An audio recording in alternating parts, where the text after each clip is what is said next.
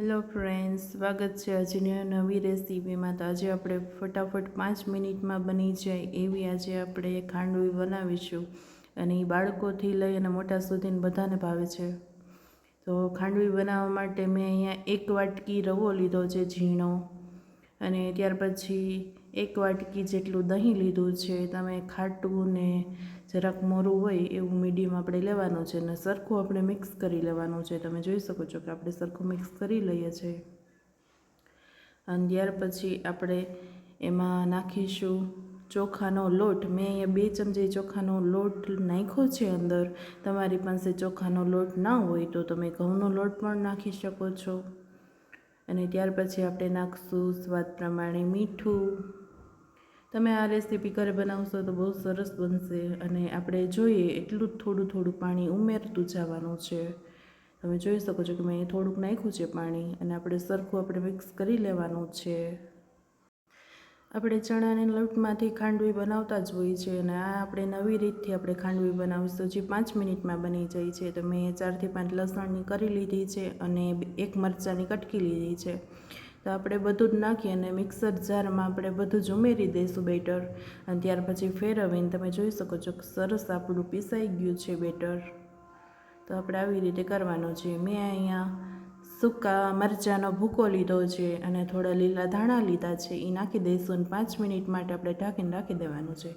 ત્યાર પછી આપણા ઘરમાં રહેલી થાળીમાં આપણે થોડું તેલ નાખી અને થાળીમાં આપણે સરસ લગાવી દેવાનું છે। તમે જોઈ શકો છો કે આવી રીતે સરસ લગાવી લેવાનું છે, એટલે આપણું ખીરું છે એ ચોટે નહીં। અને ત્યાર પછી મેં અહીંયા સાવ પાતળું એવું ખીરું પાથર્યું છે। તમે જોઈ શકો છો આવી રીતે પાતળું આપણે ખીરું પાથરવાનું છે, અને 10 મિનિટ માટે આપણે સ્ટીમ કરવા માટે રાખી દેવાનું છે। મેં અહીંયા પહેલેથી જ ગરમ પાણી કરીને રાખ્યું હતું। તો હવે આપણે જોઈ લઈએ, આપણી ખાંડવી સરસ તૈયાર છે બસ 5 જ મિનિટમાં।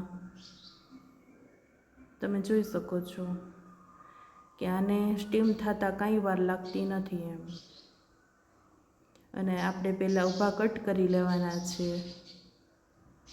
તમે જોઈ શકો છો કે આપણે જેટલી મોટી ખાંડવી રાખવી હોય એટલા ઊભા કટ કરવાના છે, ને ત્યાર પછી આપણે સરસ આવા કટ કરી લેવાના છે। તમે જોઈ શકો છો ત્યાર પછી આપણે આવી રીતે રોલ વાળી લેવાનો છે, એટલે આસાનીથી રોલ વળી જશે, ચોટશે પણ નહીં અને તમારા હાથમાં પણ નહીં ચોટે, અને સરસ રોલ વળીને તૈયાર થઈ ગયો છે આપણો। આ રેસીપી તમારી ઘરે જરૂરથી ટ્રાય કરજો, તમારા બાળકોને બહુ જ પસંદ આવશે। મેં અહીંયા 2 ચમચી જેટલું તેલ લીધું છે કઢાઈમાં, અને એને આપણે ગરમ કરી લેવાનું છે। ગરમ થઈ જાય ત્યાર પછી 1 ચમચી રાઈ લેવાની છે, અને રાઈને સરખી ફૂટવા દેવાની છે।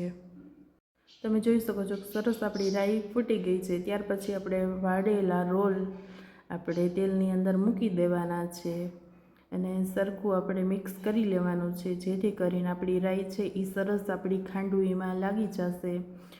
અને તમને જો મારો આ રેસીપીનો વિડીયો ગમ્યો હોય તો તમે મારી ચેનલમાં નવા હોય તો સબસ્ક્રાઈબ કરી લેજો। અને આ નાસ્તો છે એ જે લોકોને ચાવવાની તકલીફ હોય એના માટે આ રેસીપી બહુ જ સરસ છે કે એ ચાવી શકે એવી। તો તમે તમારા ઘરે વડીલથી લઈ નાના બાળકો સુધી બધા જ આને પસંદ આવશે, એટલે તમારી ઘરે જરૂરથી બનાવજો। તમને મારો જો વિડીયો પસંદ આવ્યો હોય તો લાઈક કરજો, શેર કરજો અને મારી ચેનલને સબસ્ક્રાઈબ કરી લેજો।